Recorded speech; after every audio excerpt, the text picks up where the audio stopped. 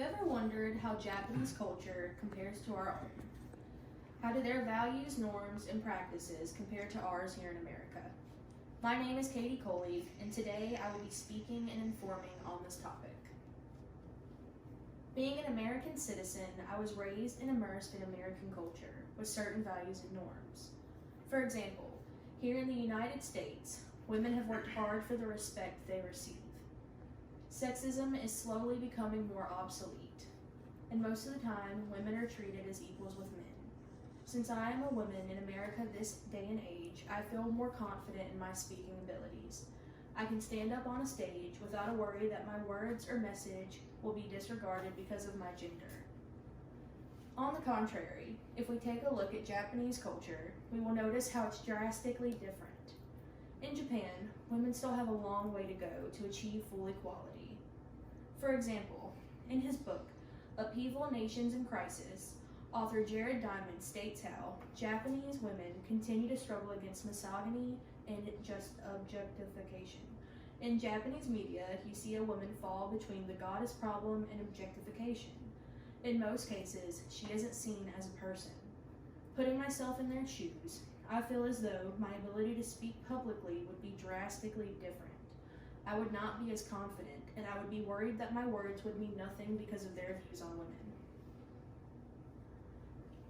Furthermore, some adjustments can be made in order to communicate and get the message across better to this culture. An example being from an article published by Daniel Morales. In this article, Morales recollects on a time when in Japan, he listened to what he thought was a wonderful speech. Afterwards, he spoke with the English teacher, and while Morales praised the speech, the English teacher was not impressed. The teacher's exact words were being, "But he didn't cry." In Japan, while it seems that everyone can be quite stoic at times, oftentimes crying is expected in speeches, especially when the speech is of importance.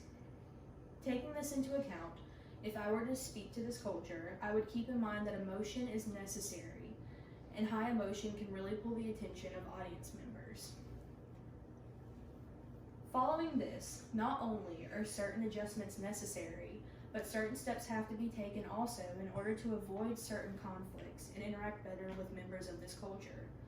For instance, in Japan, it is considered very rude to point directly at things, while in American culture, pointing is quite normal. An adjustment that would need to be made would be that instead of pointing, using your hands to gently wave at something you'd like to point out in order to avoid any disrespect towards the audience members of this culture. Additionally, Japanese culture is very historical, dating back thousands and thousands of years.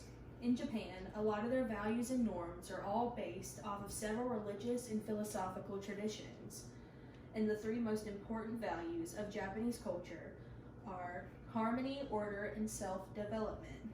For example, in an article published online, Arthur Morgan Schweitzer states how Japan's collectivist society values group harmony and unity more than the desires of the individual. Japan also has many different values and norms that are unlike ours, and some that can be looked at as being very problematic or confusing. One of these values being their absolute need for success and perfection. For example, the Cultural Atlas states that the workforce is extremely dedicated and there is much pressure to strive for excellence and perfection. This has led to a disturbing trend in Japanese society. Many Japanese men in particular work themselves to the point of utter exhaustion or even sometimes death. Sadly, there isn't much that can justify this. While it's not a bad thing to be very dedicated and hardworking, working yourself to the point of death is very serious. While all cultures have their own values and norms that are great, if I could choose one attribute of Japanese culture to adopt in my own, I would choose their value of teamwork. In Japan, working as a team is very important, and even from a young age, you are taught to notice not only yourself, but everyone around you. I would love if our culture here in America would value this more, especially given the state of the world today. Similarly, putting myself in a family structure in Japanese culture, it would differ much from my own. In Japan, family is of utmost importance. The men in the family are expected to be the breadwinners of the family, often working 6 days a week to provide for their families while the women and children are expected to care for his home needs. Ultimately, if I were a researcher studying these specific values, norms, and practices of Japanese culture, I believe the most important thing to understand is that Japanese culture is very rooted in their religion and their history. History is a big part of what makes up Japanese culture, and most of their values are rooted off of ancient writings and beliefs. While some of their practices seem extreme to the people of this culture, it is what is expected. Thank you.